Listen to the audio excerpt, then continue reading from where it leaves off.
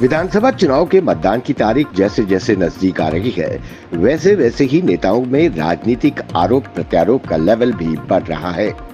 इसमें जम्मू कश्मीर के दो पूर्व मुख्यमंत्री सबसे आगे हैं। इन दोनों ने एक दूसरे को भाजपा का एजेंट साबित कर मतदाताओं के बीच अपनी विश्वसनीयता साबित करने की होड़ है। ये कोई और नहीं बल्कि नेशनल कॉन्फ्रेंस के उपाध्यक्ष व पूर्व मुख्यमंत्री उमर अब्दुल्ला और उनकी धुर विरोधी पीपल्स डेमोक्रेटिक पार्टी पीडीपी की अध्यक्ष व पूर्व मुख्यमंत्री महबूबा मुफ्ती हैं। उमर अब्दुल्ला ने पीडीपी पर आरोप लगाया कि पीडीपी राम माधव के संपर्क में है, अंदर ही अंदर कुछ पक रहा है।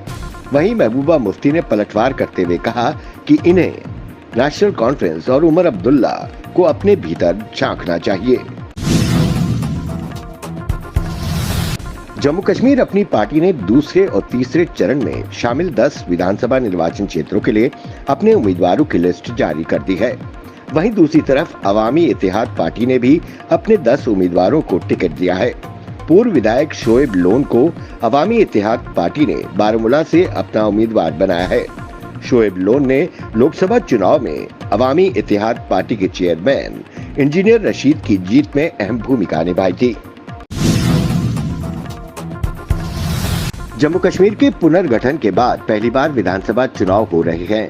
ये चुनाव पिछले कुछ वर्षों में उभरे 1 दर्जन के करीब नए राजनीतिक दलों के लिए प्रतिष्ठा और अस्तित्व की लड़ाई है।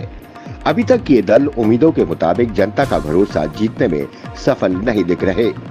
इसी का असर रहा है कि कई दलों के प्रत्याशी नामांकन पत्र जमा करने के बाद भी चुनावी दंगल से हट गए हैं। कई ने तो अंतिम समय में पाला बदल लिया। इनकी हालत ये हो गई है कि ये दल जिन मुद्दों का कल तक विरोध करते थे, अब उन्हीं मुद्दों को वो बेहिचक उठा रहे हैं। जम्मू कश्मीर में आए दिन पाकिस्तान की नापाक करतूतें कहीं न कहीं पर सामने आ रही है।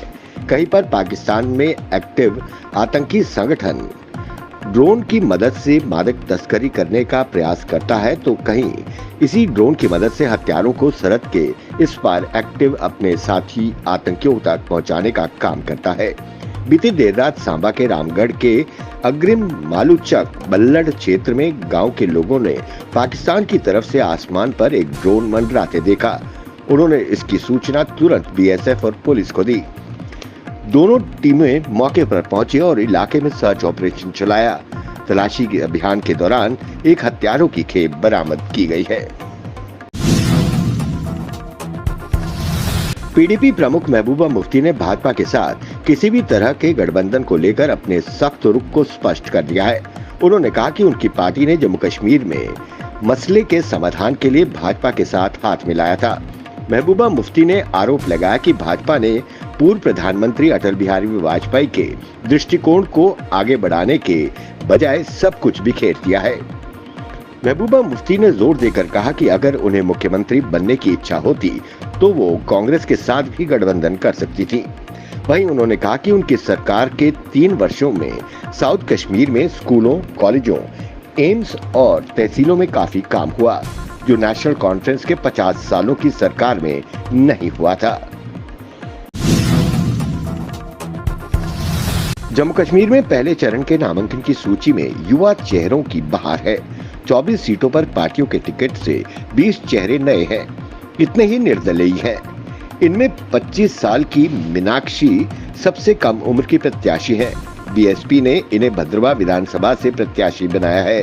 प्रधानमंत्री मोदी की युवा चेहरों को आगे लाने की अपील के बाद कई राजनीतिक दलों को युवा चेहरे आगे लाने पर मजबूर होना पड़ा है। न केवल बीजेपी बल्कि नेशनल कॉन्फ्रेंस, पीडीपी व कांग्रेस सहित कई क्षेत्रीय दलों ने युवा चेहरों को प्राथमिकता दी है।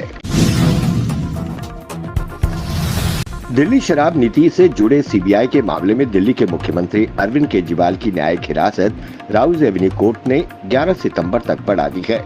अरविंद केजरीवाल वीडियो कॉन्फ्रेंसिंग के जरिए कोर्ट में पेश हुए। दिल्ली शराब नीति से जुड़े सीबीआई के मामले में आप नेता दुर्गेश पाठक, अमित अरोड़ा, आशीष माथुर, पी शरद रेड्डी, विनोद चौहान को भी आरोपी के रूप में समन जारी किया गया है। इस मामले में दिल्ली के मुख्यमंत्री अरविंद केजरीवाल के खिलाफ दाखिल चार्जशीट पर राउज एवेन्यू कोर्ट ने संज्ञान लिया है। कोर्ट ने केजरीवाल के खिलाफ प्रोडक्शन वारंट जारी किया है।